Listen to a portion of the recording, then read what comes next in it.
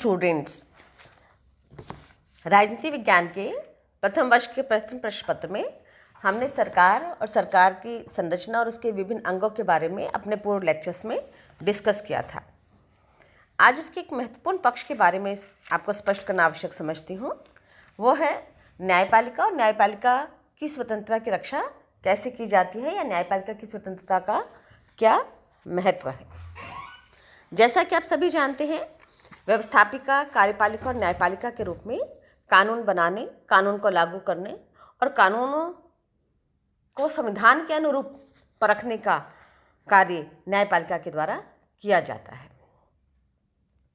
इस अर्थ में न्यायपालिका की जो भूमिका है वो दो रूपों में है। एक तो न्याय करने के रूप में और दूसरे व्याख्या करने के रूप में। न्याय के अर्थ में अर्थात वह अपने विवेक का प्रयोग करके जितने भी मामले या विवाद उसके समक्ष आते हैं उनके बारे में तार्किक और कानूनी आधार पर निर्णय करती है, न्याय करती है। और दूसरा है संविधान, चूँकि सर्वोच्च कानून है किसी भी देश का, तो संविधान के अनुरूप बनाए जाने वाले कानूनों के विपरीत यदि कोई कार्य या प्रक्रिया या उद्देश्य निहित होता है तो संविधान की रक्षा के दायित्व का निर्वाह करते हुए वो उन कानूनों की व्याख्या को स्पष्ट करती है। यदि वो संविधान के अनुकूल नहीं है तो उन्हें वो अवैध भी घोषित कर सकती है। अब प्रश्न ये उठता है कि जो न्यायपालिका की स्वतंत्रता है उसमें क्या महत्वपूर्ण है या उसकी आवश्यकता क्यों है।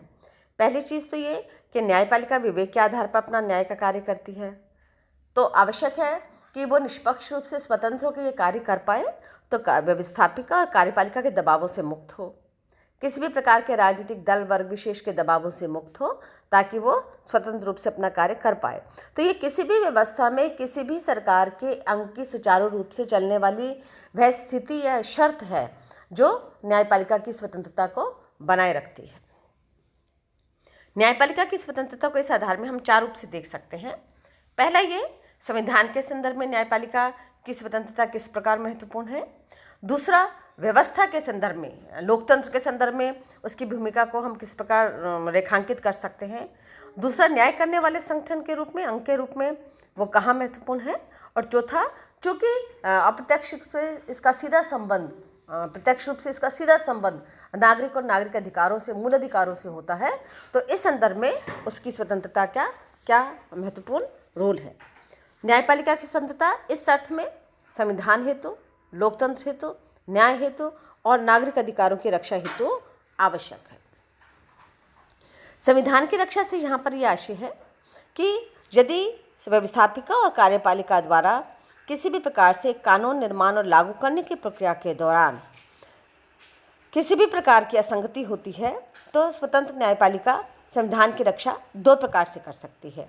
पहला, वह संविधान की धाराओं की स्पष्ट व्याख्या करती है, और दूसरा, व्यवस्थापिका द्वारा पारित उन कानूनों को जो संविधान के विरुद्ध होते हैं तथा कार्यपालिका के वे कार्य जो संविधान का उल्लंघन करते हैं उनको अवैध घोषित करके न्यायपालिका संविधान की रक्षा करती है।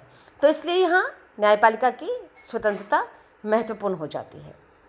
दूसरा है व्यवस्था की रक्षा हेतु, व्यवस्था के लिए, तो यहाँ हमें स्पष्ट है कि लोकतांत्रिक व्यवस्था एक सीमित और मर्यादित शासन व्यवस्था की मांग करती है।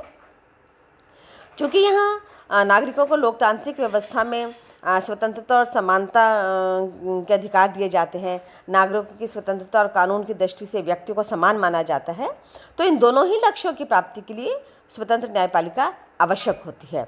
इस अर्थ में जो व्यवस्था है उसके मूल उद्देश्य और मूल भावों की रक्षा का दायित्व भी न्यायपालिका के ऊपर होता है, तो इस अर्थ में भी न्यायपालिका की स्वतंत्रता महत्वपूर्ण हो जाती है। तीसरा है, न्याय करने के लिए उसकी स्वतंत्रता आवश्यक है। इसका अर्थ है, चूँकि न्याय प्रक्रिया में सर्वोच्च स्तर पर जो न्यायाधीश होते हैं, यदि वो किसी भी प्रकार के दबाव प्रभाव में रहेंगे, आशंकित रहेंगे, तो निष्पक्ष होकर न्याय नहीं कर सकते। इसलिए न्याय की रक्षा के हेतु भी ये आवश्यक होता है कि स्वतंत्र और निष्पक्ष रूप से न्याय करने वाले न्यायाधीशों को किसी भी दबाव और बाहरी नियंत्रण से मुक्त रखा जाए, और इस मुक्त रखने का कार्य करने के लिए न्यायपालिका की स्वतंत्रता आवश्यक होती है। और लास्ट पॉइंट है नागरिक अधिकार। नागरिक किसी भी व्यवस्था की सबसे महत्वपूर्ण आधारभूत मूलभूत इकाई है।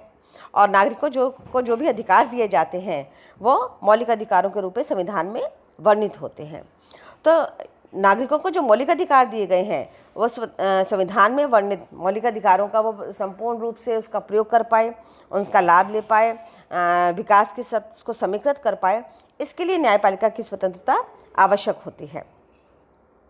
इस अर्थ में अगर देखा जाता है तो जैसे न्यायमूर्ति बोस की यहाँ मैं एक बड़ी फेमस कोटेशन है उसे आप लोगों को उद्धृत करना चाहूँगी कि यह हमारा कर्तव्य और विशेषाधिकार है कि वे अधिकार जिन्हें मूलाधिकार का नाम प्रदान किया गया है मूलभूत बने रहें और ना तो संसद और ना ही कार्यपालिका स्वतंत्रताओं को नियंत्रित करने में संविधान द्वारा निर्धारित सीमाओं का उल्लंघन करें। हम भारतीय नागरिकों की रक्षा करने और यह देखने के लिए कि इन स्वतंत्रताओं को संसदीय व्यवस्थापन या प्रशासनिक कृतियों द्वारा अत्यधिक सीमित या समाप्त नहीं कर दिया जाए। तो इस अर्थ में नागरिक अधिकारों की रक्षा एक बहुत महत्वपूर्ण कार्य या उद्देश्य के रूप में न्यायपालिका की स्वतंत्रता की मांग करते हैं। नेक्स्ट एस्पेक्ट है कि न्यायपालिका की स्वतंत्रता को आखिर बनाए कैसे रखा जा सकता है, ऐसी क्या व्यवस्था है या तरीके हैं या साधन हैं जिनके द्वारा न्यायपालिका की स्वतंत्रता बनी रह सकती है। तो इसमें मैं आपको चार मूल बिंदु बताऊंगी। नंबर 1 कि न्यायपालिका की संरचना या संगठन किस प्रकार से है, नियुक्तियाँ कैसे होती हैं, उसकी प्रक्रिया क्या है। नंबर 2 उसकी अवधि लंबी अवधि क्यों रखी जाती है। नंबर 3 न्यायाधीशों की योग्यता कैसे निर्धारित हो या कैसे महत्वपूर्ण है। और नंबर 4 कि कार्यपालिका एवं न्यायपालिका से कार्यपालिका और व्यवस्थापिका का और कार्यपालिका और न्यायपालिका का पृथक्करण किया जाता है ताकि किसी भी प्रकार से वो उसके किसी भी प्रभाव से मुक्त रहे। इस अर्थ में हम देखा जाता है कि 3 प्रकार का निर्वाचन होता है, जनता द्वारा निर्वाचन, व्यवस्थापिका द्वारा निर्वाचन और कार्यपालिका द्वारा निर्वाचन। लेकिन सबसे महत्वपूर्ण रूप में हम देखा जाए जो हम भारतीय संदर्भ में देखते हैं तो भारत में भी जो व्यवस्था अपनाई जाती है वह कार्यपालिका द्वारा निर्वाचन की अपनाई जाती है। क्यों? क्योंकि सिद्धांत रूप से तो हम ये देखते हैं कि भी शक्ति पृथक्करण है व्यवस्थापिका कार्यपालिका से और कार्यपालिका व्यवस्थापिका से अलग है, लेकिन व्यवहारिक रूप में तीनों ही अंगों के बीच में एक विशिष्ट प्रकार का समन्वय हम देख सकते हैं। तो यहाँ कार्यपालिका का दायित्व होता है कि वो सर्वमान्य योग्यता वाले व्यक्तियों को स्थायी न्यायिक समिति के परामर्श के आधार पर न्यायाधीशों की नियुक्ति करें। लास्की ने स्पष्ट करते हुए कहा कि इस विषय में सभी बातों को देखते हुए न्यायाधीशों की कार्यपालिका द्वारा नियुक्ति के परिणाम सबसे अच्छे रहे हैं, परंतु यह अति आवश्यक है कि न्यायाधीशों के पदों को राजनीतिक सेवा का फल नहीं बनाया जाना चाहिए। तो इस अर्थ में जनता द्वारा निर्वाचन को भी स्वीकार नहीं किया गया और व्यवस्थापिका द्वारा निर्वाचन को भी स्वीकार नहीं किया गया, क्योंकि जनता द्वारा निर्वाचन में जनता का प्रत्यक्ष दबाव, प्रभाव और भूमिका महत्वपूर्ण हो जाते हैं और व्यवस्थापिका द्वारा निर्वाचन में राजनीतिक दलों की भूमिका बढ़ जाती है। इसलिए कार्यपालिका द्वारा न्यायाधीशों के निर्वाचन को ही सबसे स्वीकृत विकल्प के रूप में स्वीकार किया गया और यही भारत में पद्धति प्रचलित है। दूसरा महत्वपूर्ण है अवधि। अवधि से आशय है कि यदि अपने सेवा काल की निश्चिंतता हो तो कोई भी न्यायाधीश अपने कार्य को निष्पक्ष होकर कर सकता है। इस अर्थ में इनकी लंबी अवधि की नियुक्ति की जाती है ताकि वो कार्यकाल अवकाश प्राप्त करने तक अपनी अवधि पर बना रहने की व्यवस्था का लाभ उठा सके और निष्पक्ष होकर कार्य कर सके।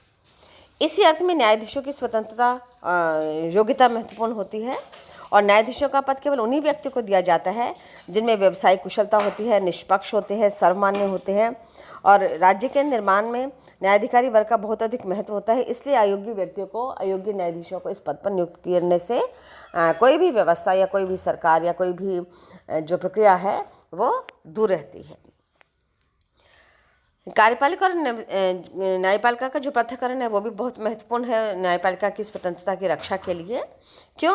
क्योंकि कार्यपालिका और न्यायपालिका को एक दूसरे से अगर यदि पृथक नहीं रखेंगे तो कार्यपालिका का जो हस्तक्षेप है वो न्यायिक प्रक्रिया में हो सकता है और यदि किसी एक ही व्यक्ति के द्वारा हम आशा करते हैं कि वो नियंत्रण कर लेगा दोनों ही व्यवस्थाओं पर, तो ऐसी स्थिति में निष्पक्ष न्याय की व्यवस्था को संचालित नहीं किया जाता। और इसी बात को ध्यान में रखते हुए भारतीय संविधान के निर्देशक तत्वों में कार्यपालिका और न्यायपालिका को एक दूसरे से पृथक रखने की बात कही गई है और भारतीय संघ के अधिकांश इकाइयों में न्यायपालिका को कार्यपालिका से पृथक रखा गया है, मुक्त रखा गया है। यहाँ तो आधुनिक प्रवृत्तियों के रूप